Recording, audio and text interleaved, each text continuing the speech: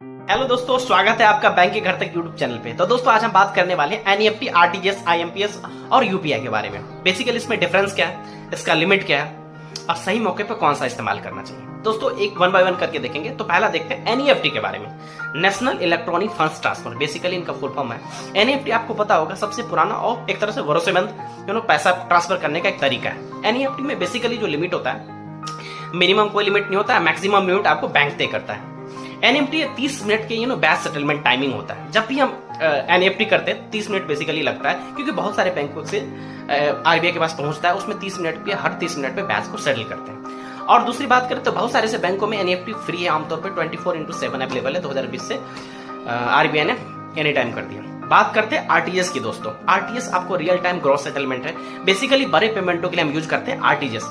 RTGS अगर limit की बात करें तो आपको भी पता होगा मिनिमम 2 लाख से नीचे हम कर ही नहीं सकते, 2 लाख से ऊपर आप करोगे तभी जाके आरटीजीएस हो पाएगा। और आरटीजीएस इसलिए भी लोग प्रीफर करते हैं, जब भी हम आरटीजीएस करते हैं तो आपने अकाउंट नंबर डाल दिया, बेनिफिशियरी ने मगर थोड़ा सा गलत भी हो गया तो आरटीजीएस रिटर्न आ जाती है। इसलिए कभी बड़े पेमेंट भेजना हो तो आरटीजीएस मेथड सबसे ज्यादा बेस्ट है।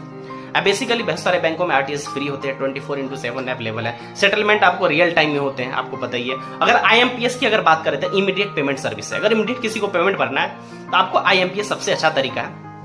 दूसरी क्या होता है, उसमें मीडियम और छोटे ट्रांजेक्शन ज्यादातर होते हैं आईएमपीएस में। अगर स्पेशली कोई हॉलीडे है तो हॉलीडे पे आपको सबसे बढ़िया तरीका आईएमपीएस आप करो। फिर बात करते हैं यूपीआई की। आपको पता होगा यूपीआई सबसे ट्रेंडिंग आज के डेट में पेमेंट मेथड है, यूनिफाइड पेमेंट इंटरफेस। बेसिकली आपको पता है 1 लाख की लिमिट होती है, फ्रैक्शंस ऑफ सेकंड में ट्रांजेक्शन हो जाती है। तो इन सब चीजों से आपने देखा दोस्तों कि आरटीजीएस, एनईएफटी, यूपीआई, आईएमपीएस, बड़े पेमेंट करना आरटीजीएस, कोई छोटे पेमेंट करना है तो आप आईएमपीएस हो गया, यूपीआई हो गया।